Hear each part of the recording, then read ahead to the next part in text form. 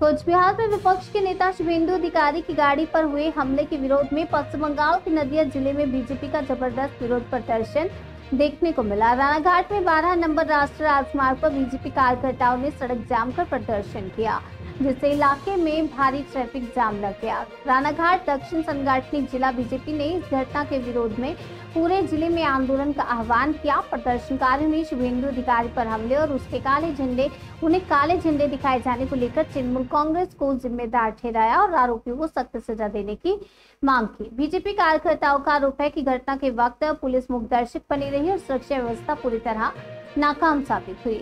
इसी कड़ी में नदिया के शांतिपुर ब्लॉक स्थित पुलिया पुलिस फाड़ी का घेराव कर प्रदर्शन किया गया। इस विरोध में पंचायत समिति अध्यक्ष निरुपेन मंडल अध्यक्ष, शाखा संगठन और कई स्थानीय जनप्रतिनिधि शामिल रहे।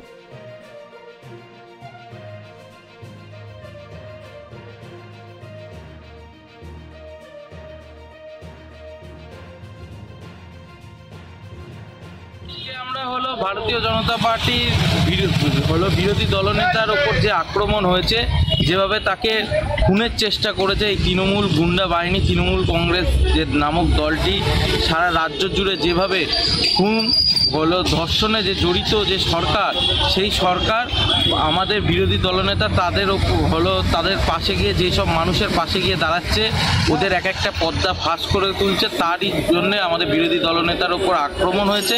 তার প্রতিবাদে আমরা আজকে রানাঘাট শহরের এই যে কলেজ মোড়ের গেটের সামনে NH-12 আমরা আজকে অবরোধ করছি। কি নাম আপনার? আমার নাম শুভঙ্কর শাহ, ভারতীয় জনতা পার্টি উত্তর পশ্চিম মন্ডল পার্টি সভাপতি। দলনেতা যার স্থান হচ্ছে মুখ্যমন্ত্রীর পরেই, তিনি 294টা আসনে যেতে পারেন, সাধারণ মানুষের অভাব অভিযোগ নিয়ে যেতে পারেন। ঠিক সেই রকমই একটা প্রোগ্রাম আজকে ছিল, রাজনৈতিক প্রোগ্রাম। পূর্ব ঘোষিত অনুযায়ী SP অফিসে যাওয়ার কথা ছিল। আমাদের এখানকার বিধায়ক পার্থসারথী চট্টোপাধ্যায় তার সাথে রয়েছিল, কিন্তু তৃণমূলের গুন্ডা বাহিনী রোহিঙ্গা মুসলমানকে দিয়ে যেভাবে আক্রমণ করা হলো, পুলিশের গাড়ি ভেঙে দেওয়া হলো। শুভেন্দুদার গাড়ি যদি বুলেট প্রুফ না থাকতো হয়তো তার প্রাণটাই চলে যেত। ঠিক এরকম একটা ভয়ঙ্কর পরিবেশের মধ্য দিয়ে পশ্চিমবঙ্গটা চলছে। তাই তার আক্রমণের বিরুদ্ধে আমরা দিকে দিকে গোটা রাজ্য জুড়ে পথ অবরোধ করে আন্দোলন করে সাধারণ মানুষকে জানিয়ে দিতে চাইছি যে গণতন্ত্র হত্যাকারী তৃণমূল কংগ্রেসকে অবিলম্বে সরকার থেকে বরখাস্ত করতে হবে। মমতা বন্দ্যোপাধ্যায়ের পদত্যাগ দাবি করছি। আর যতক্ষণ না পর্যন্ত সেখানকার পুলিশ, কুচবিহারের পুলিশ এই সমস্ত দুষ্কৃতী হামলাকারীদের গ্রেপ্তার না করছে, তার বিরুদ্ধে আমাদের গণ আন্দোলন চলবে। তাই আমরা পথ অবরোধ করেছি। আপনার নাম? আমি কৃষ্ণেন্দু ব্যানার্জি, নদিয়া দক্ষিণ সাংগঠনিক জেলা ভারতীয় জনতা পার্টির সম্পাদক মণ্ডলীর সদস্য। বিরোধী দলনেতা মাননীয় শুভেন্দু অধিকারীর গাড়ির উপর হামলা চালিয়েছে কোচবিহারে রাজ্যের মন্ত্রী সুধান গৌড়ের নেতৃত্বে। সব থেকে বড় বিষয়, বাংলাদেশ থেকে যে সমস্ত সংখ্যালঘু অনুপ্রবেশকারীরা আজকে এই যে ঘটনা সামনে আসছে এবং তারপর জেলা জুড়ে রানাঘাট দক্ষিণ বিজেপি যে সাংগঠনিক জেলা, সেই জেলা জুড়ে তাদের একটা আন্দোলনের ডাক দেওয়া হয়েছে। সেরকম আপনারাও আজকে পুলিশ ফাঁড়ি ঘেরাও করেছেন এবং বিভিন্ন জায়গাতে দেখা যাচ্ছে বিধায়করাও রাস্তায় নেমেছেন, অবরোধ করেছেন। মূলত আপনারা কি মনে করছেন, কেন এই আক্রমণ? দেখুন, সারা বাংলা জুড়ে আইন শৃঙ্খলা ধ্বংস হয়ে গেছে। এই তৃণমূলের রাজত্বে যে পুলিশ মন্ত্রী যিনি আছেন, সেই পুলিশের সাহায্যে সাধারণ জনগণের নিরাপত্তা দিতে ব্যর্থ।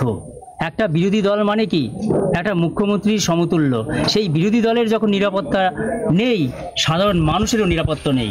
তাই আমরা চাইছি যে এই উদয়ন গুহ গ্রেপ্তার হবে এবং আমাদের পুলিশ মন্ত্রী পদত্যাগ চাই। আচ্ছা, এই যে পুলিশের গাড়িও তো ভাঙচুর হয়েছে সেখানে, শুধু তো কনভয় না। এটা তৃণমূলের কারসাজি। তৃণমূল এটা করতে ভালোবাসে, নিজেরা করে অপরের ঘাড়ে দোষ চাপানো। এটা তৃণমূলের কালচার, এটা আমাদের ভারতীয় জনতা পার্টির কালচার নয়। এটা তৃণমূলের কালচার। এরা যতদিন থাকবে ততদিন করবে। মূলত এখন আপনারা কতক্ষণ ধরে অবস্থান বিক্ষোভ? আমাদের অবস্থান বিক্ষোভ চলবে, আমাদের উপরে নির্দেশ আসবে, আমরা তুলে নেব। পুলিশ ফাঁড়িটা বেছে নিলেন কেন? পুলিশ ফাঁড়ি বেছে নিলাম এই কারণে, পুলিশই তো আমাদের নিরাপত্তা দেবে। পুলিশ জানে না যেখানে বিরোধী দলনেতা যাচ্ছে সেখানে সিআইডির কি ভূমিকা, সেখানে পুলিশের যে অভ্যন্তরীণ ডিআইবি সিআইডির কি ভূমিকা আছে। একটা বিরোধী নেতা যাচ্ছে সেখানে পুলিশের কোনো ভূমিকাই নেই। পুলিশ আগাম জানে না যে এখানে কি হতে পারে না হতে পারে। তাহলে যদি নাই জানে তাহলে বাংলার শাসন ব্যবস্থা, বাংলার এই সাধারণ মানুষের ব্যবস্থা কী হবে? দলীয়ভাবে আপনারা জানতে পেরেছিলেন যে এরকম আঘাত হতে পারে? দলীয়ভাবে আমরা সব বিজেপি যে কোনো নেতারই হতে পারে। এরা বিজেপিকে বলেই ভয় পাচ্ছে। বিজেপি এদের পরম শত্রু। বিজেপি যে কোনো নেতা যখন তখন যে কোনো মুহূর্তে যা কিছু হতে পারে, এটা আমরা জানি। প্রশাসন নিষ্ক্রিয় হ্যাঁ, প্রশাসন পুরোটাই নিষ্ক্রিয়। প্রশাসনের কোনো ভূমিকাই নেই। উপরতলা থেকে নির্দেশ আসে, প্রশাসন সেইভাবে চলে। আপনার নাম পরিচয়? আমার নাম বিজয় কুমার মণ্ডল, রানাঘাট উত্তর পশ্চিম মণ্ডল ওয়ানের সভাপতি বিজেপি। কি কারণে এই ফাঁড়ি ঘেরাও করতে হলো আপনাদেরকে?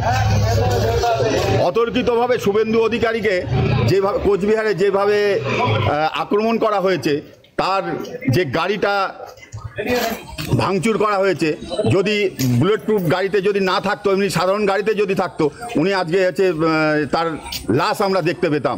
কিন্তু ঈশ্বরের কৃপায় বুলেট প্রুফ গাড়িতে থাকাতে উনি হচ্ছে বেঁচে গেছে। একজন বিরোধী দলনেতা যদি কোনো জায়গায় যান, সেক্ষেত্রে তো প্রশাসনিক তৎপরতা থাকে এবং সব থেকে বড় বিষয় সেখানে প্রশাসনও দাঁড়িয়ে থাকে রাস্তায়। সেক্ষেত্রে কি পুলিশ নিষ্ক্রিয় ছিল বলে মনে করছে? একদম, পুলিশের কাছে তো সমস্ত তথ্য থাকে, সমস্ত কিছু থাকার পরেও পুলিশ একেবারে নিষ্ক্রিয় অবস্থায় দাঁড়িয়ে রয়েছে। যখন লাঠি দিয়ে ওই গাড়িটাকে ভাঙছে, পুলিশ নিষ্ক্রিয়, পুলিশ চুপচাপ দাঁড়িয়ে রয়েছে। এতে কি বোঝা যায়? বাংলার প্রশাসন ভেঙে গেছে। অবিলম্বে 356 ধারা করা উচিত। তারা হামলা করলো বলে মনে করছেন? এটা তৃণমূলের পক্ষ থেকে যে সমস্ত বাংলাদেশের রোহিঙ্গারা আছে, 90% রোহিঙ্গা মুসলিম সম্প্রদায়ের লোক নিয়ে সেখানে তার উপরে আক্রমণ করা হয়েছে এবং উদয়ন গ্রহের মাধ্যমে নেতৃত্বে এই কাজটা হয়েছে। পুলিশের গাড়িও বেশ কিছু ভাঙা দেখা গেছে, কি কারণে সেটা? সেক্ষেত্রে তাহলে পুলিশ প্রশাসনের গাড়ি কারা ভাঙলো? এরাই ভেঙেছে। এরা আছে ভুলবশত সরকারি আছে, হয়তো ভেবেছে যে এটা কোন ভয়, ওইভাবেই আছে পুলিশের গাড়িগুলো ভেঙেছে। এই যে আজকে আপনারা জেলা জুড়ে আন্দোলন করছেন, এই আন্দোলন